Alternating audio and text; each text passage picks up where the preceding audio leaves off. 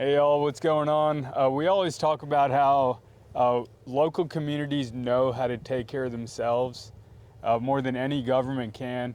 Well, we're here with the 100 Men of East Texas today, and they're living examples of how people in communities know how to take care of others. So they're going to tell us about exactly what they do, how they do it, why they started doing it, all that kind of good stuff. So we're here with James and Kenneth. All right, so y'all, how you doing? Doing good. Hello, how are you? Not too bad, I guess. Okay. So yeah, just tell us about, first off, 100 Men of East Texas. What is it? So whoever wants to go. Go ahead, Ken.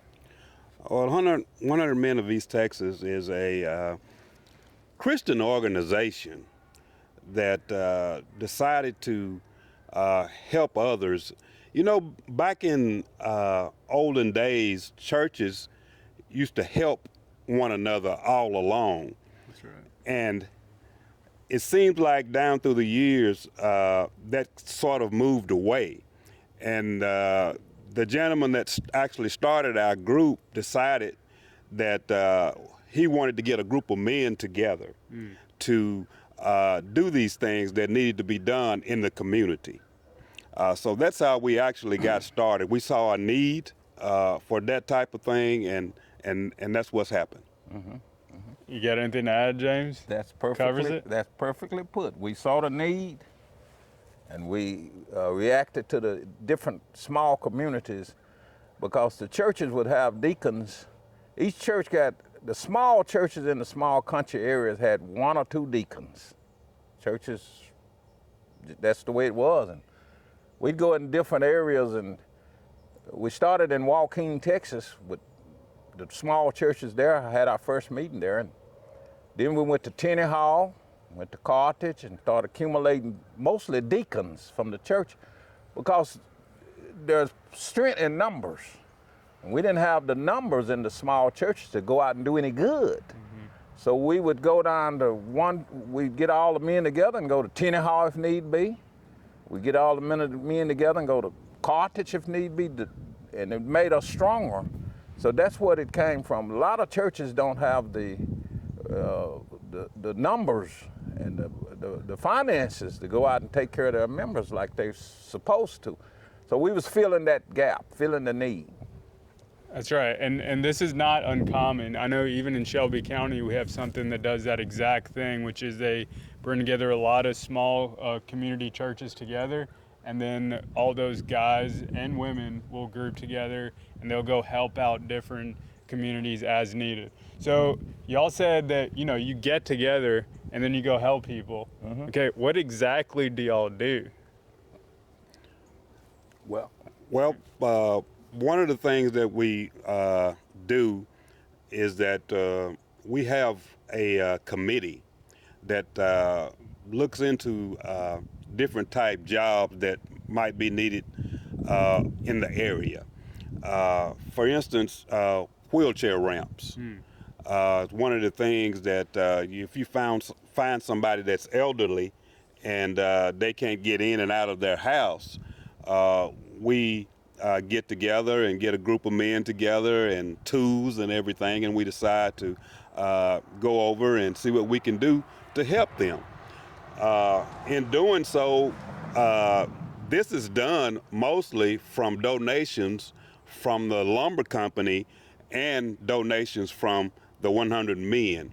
We really don't receive a lot of donations from anybody. We do have some fundraisers that we do to do this, but we start off doing that, and we have so many other ministries that I will let James mention some of them to you, but that's one of the things that we actually are working on and staying busy right now doing.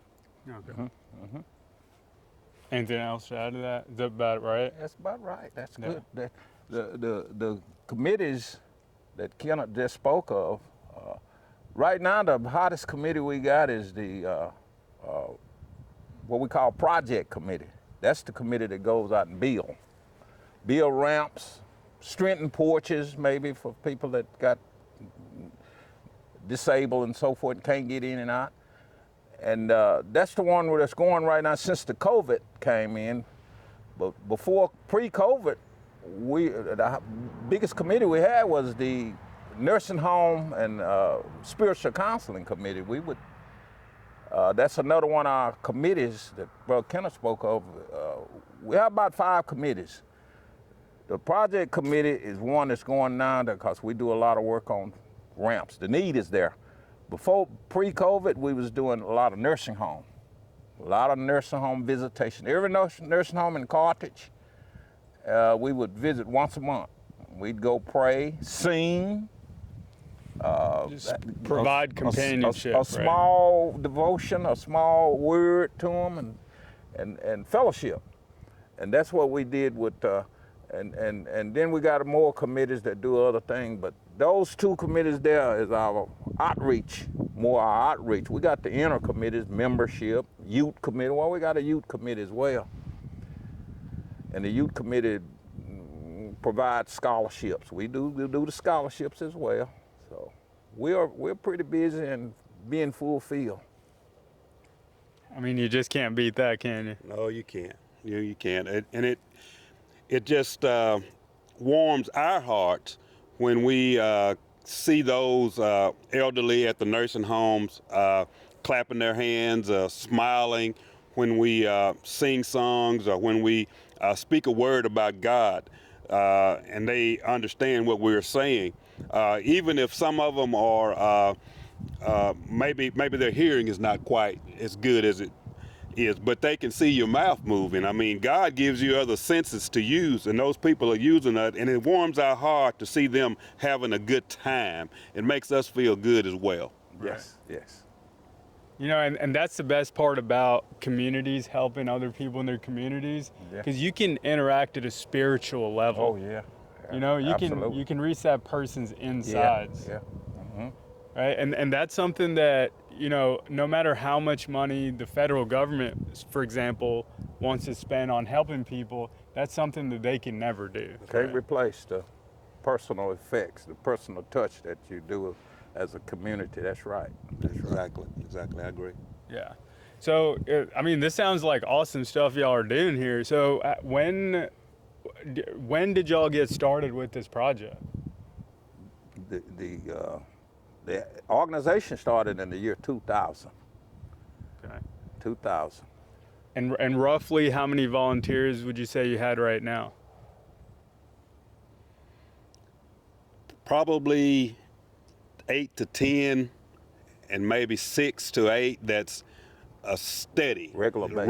regular members. Yeah, regular for the projects. Right. Yeah. Okay, so if you got people watching that are maybe interested in coming to help out for maybe different small projects here and there, like how would they get a hold of you? We have, like I said, was talking about membership committee. When we see someone around, and might go to them and ask them, "Are you interested?" Okay, in doing this type of thing, because first we got to let them know that it's a volunteer. We don't pay anybody for anything that we do. It's all volunteer.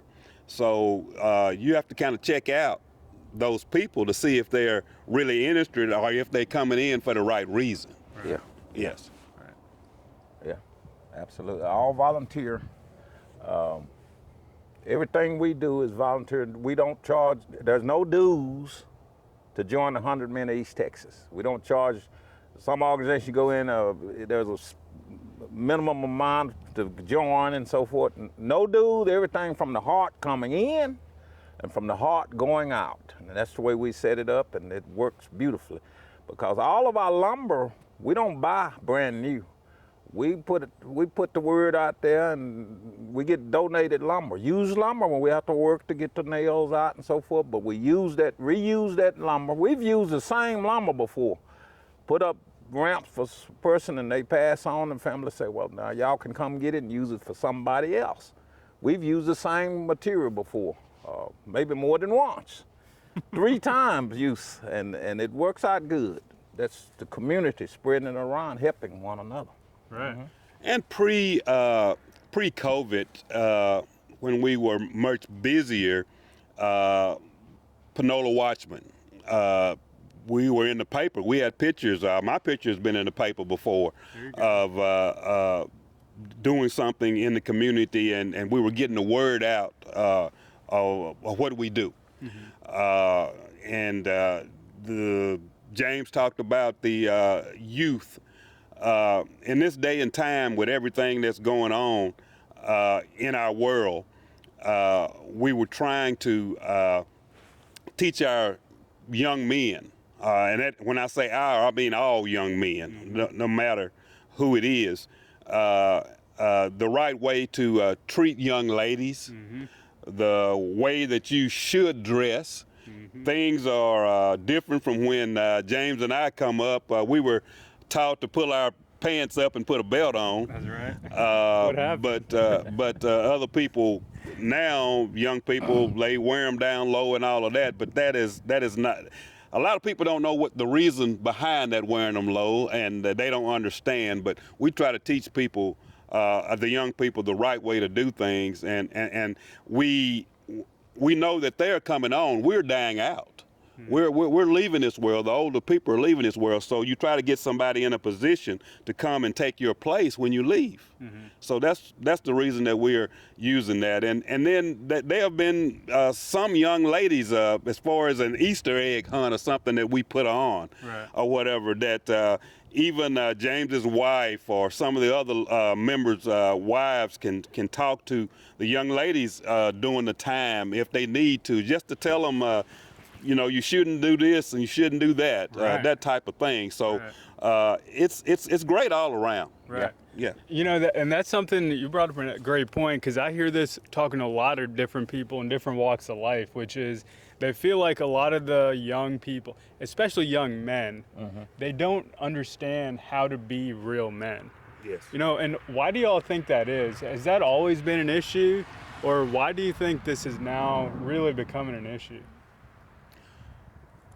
Well, me, myself, I think a lot of it is that there's been a great falling away from the church itself. When we started talking about the church, and there's been a great falling away. And when you fall away, it begins to where you have children having babies. Right. Okay, so there's not that upbringing within the homes that there should be, because you're living with your grandmother that's maybe 10 years older than you are. Right. And you don't get that learning, you don't get that understanding that you should have. Right. And that's where we try to put our 2 cents in where we can to help out a family or a group of young men. Right. Our youth committee, we used to tackle that more directly than we do now, but we'll get back to that. We used to have a youth committee that we'd go out and set up booths and back to school, give them supplies and cook wiener roast and so forth, and try to teach those youngsters, young boys mostly, how to react, how to act in the community, how to be responsible, because the responsibility is going away. And we've tried to be mentors for them, show by example. And we'll get back to that. It's been a few years since we was into the youth, because we have a youth committee as well. Now, we also had a Man of the Year program that we would pick one outstanding man of the community, not a man in our organization, but somebody out there that's doing the work similar to ours, and highlight him. And we'd have a banquet and so forth where we would kind of dress up and sit down and eat together and have somebody to speak. We did that for many years, and we got the names of all the men that we had as Men of the Year. We got the programs each year still that we had them come in, and we sat down and had banquets and so forth. That was kind of highlighting us in the community at that time. We would do that, and it would always be in the papers, and we'd get the publicity and so forth, so folk would come to us. So come to most folks that come to us that want to become members, is word of mouth. We ourselves going out and grabbing a guy and say, hey, come go to the meeting with me. And if they go to work with us one time on ramp or something, they're gonna have a lot of fellowship and laughing, and they gonna want to come back. That's right, and they're hooked. They're gonna want to come back. That's right. So we do a lot of men talk. Yeah, men talk. Nothing out of the way. No, never. Out of the way. Just good Just men good talk. old. That's right. Yeah. Matter of fact, at every meeting we have at the end of our meeting we have on our agenda we have our space down there for men talk. Oh, nice. Go around the room, and a lot of time we just have men just say who's sick and who need prayer and so forth and so on. But it be men talk, and we got that. And we also have once a year we have a men's night out. Oh my God, what do y'all do there? We go out and eat. We just go out and eat. Okay. Nowhere crazy, huh, James? All right. Go out and eat, and then if we happen to see something maybe funny at the table, we'll roast the guy then. Yeah. You know, You got to. He got to. You'll roast him pretty good. And if he can't take it, he can't stay. Yeah, that's right. See, That's right. You've got to have fun. Yes. You gotta laugh. That's right. Yes. You can't be in an organization and just totally, you've got to relax Yeah. Yes. and so forth. And you're trying to do for the greater good, so you got that already covered. So we're gonna relax around each other. We know we all ain't perfect anyway. That's right. I got my flaws. All of us got flaws, but at the same time, we trying to do the greater good for mankind, and it's working out real well. And I think we're moving right along where we should be. You know, that's such a great deal, because as y'all are talking, I'm thinking now back to when I was young, in high school, and the first time I built something super simple like a wheelchair ramp. I mean, I thought I was building a dang house, Yeah. Yes. And Proud of it, wasn't you? yeah, absolutely. And I felt so good at the end of that project to be like, oh, we made this. We did this. Yes. And that's something that never hardly gets talked about these days, which is these community organizations like y'all have going. It's not just about building a ramp. It's That's about true. That's true. it's about building up and healing the spiritual self of the person. Exactly. And especially these days when we talk about, toxic masculinity, or we talk about these young guys that don't know what being men looks like, they need projects like Absolutely. this. Exactly. Absolutely. Yeah. Absolutely. It's awesome. Because we pray with them after each. We build. I mentioned earlier that the spiritual counseling nursing home. We used to have it going pre-COVID, real strong, and the project committee was just once in a while. But now we do more projects, but we incorporate both committees together. We building, but at the same time we spiritual counseling, because we praying with the folk before we leave. And we have, not long ago, we built a ramp over in Henderson, and the lady said we prayed with her, and she said she don't know how to pray. She said she didn't know how to pray. Did you tell her it's not that deep? You're just like, talking to God. That's right. We told her, That's right. you just talking to God, just relax. That's right. She said she didn't know how to pray. Mr. Wilkerson, our chairman, he's not here today, but he jumped on that. She said she didn't know how to pray, y'all. I mean, you don't got to say a verse, you don't got to say the Lord's Prayer, You know? just, Right. you just talk to Just God. talk to him, yes. That's right. That's right. Yeah. Well, good deal. We're almost running out of time here, but I mean, we're not exactly standing in the middle of the woods here. Yeah. We are here at y'all's headquarters right over there. So I mean, would y'all mind showing us in there real quick, seeing Of course not. what y'all are about? Of course not. Good deal. When did y'all move into this building? We've probably been here about a year now. It was another organization that was using it, and they kind of stopped using it, and they asked us, did we want to use it? And so we told them, yeah, we'll use it. Yeah. Can't turn down a free building, huh? No. Shoot. We've had barbecues out here and fish fries. This is our building. This is what I was telling you about earlier. It's the man cave right here, huh? Yeah. This is one of the community organization plaques that we received back in the year 2008 from the NAACP. Oh, that's awesome. He gave us Good an deal. award. We received. I thought I'd bring. It was at my house still. 'Cause we ain't got this like we want it Nah, yet. I mean, you just moved Yeah. in. What about Yeah, it? that's the big. Oh, good. You want to tell us about it? We'll walk up there. Well, you'll see. Brother Kenneth on there a couple times. Myself. Here's a lot of the banquets that we had for as I spoke to you about the 100 men of the year. Some of these local men, some of them was out of town, like this man of the year here. We had it back at the Country Catfish in Carthage. This one here was at the banquet room at the Catfish restaurant. And just on and on. We've had a couple at the at Panola College as well, using their banquet room. We've had actually my pastor has been the man of the year. Yeah. A. Leon Hicks, pastor of Crossroads Baptist Church, and several other men that has been doing good work in the community, and we just wanted to give them their flowers while they're still here and while they could smell them. That's. I like that. There's one of me. That's the chairman there, current chairman, Mr. Eldon Wilkerson, probably about 10 years ago. Okay. He's 89 now. Yeah.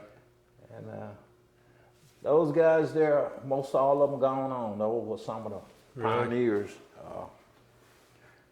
I mean, time marches on, don't it? Time it does. And you have many. Excuse me, James. But you have many that would join, but you know there's only going to be a few that's going to stand. That's right. That's in any organization. That's exactly. Those guys that he was talking about that's gone on, they were ones that was going to stand with you. But then as we've added on or whatever, we've had some that have fell by the wayside. We don't know all the reasons. It could be a good reason why they busy or whatever. But you get so much joy from being in this group if you just will attend the meetings and go out and try to help somebody. You'll get so much joy from it. That's right. You know, and that's this problem of people dropping out of civic organizations and not helping the community. I'm seeing that across East Texas, and the stats show that it's happening across the country. Now, we're not sure why. There's different reasons people think. Some people say it's, people are just too busy with their jobs and careers these days. Other people say people aren't focused on community service anymore. True. I mean, whatever you want to say it is, I think people realize that, especially these days, I mean, the best way to make an impact and help people is to do it at your community, at the local level. And I think people are realizing that more and more, especially with the stuff we see happening with the federal government now. I mean, it's just absolutely ridiculous. Yes. Yeah. If you need to get in touch with us, Kenneth Cleveland at 903-692-0766. Or James McDaniel, 903-692-2325. You can also email me at nitro46510@yahoo.com. My email as well is gmc_57@yahoo.com. Good deal, y'all. Well, thank y'all for doing We thank y'all a for project like this. Thank y'all for talking to us. We thank y'all. I don't know, sometimes it may or may not feel like it, because I know I used to wonder when I used to work on projects, but it helps so many more people than you could imagine. And just y'all's efforts here has done more for this county than any politician has done anywhere, So thank you for everything you're doing, and thank you for building these young kids up in the way that they really need to be. Okay. Thank you. y'all. Thank you. All right, thank y'all for watching. We'll see you.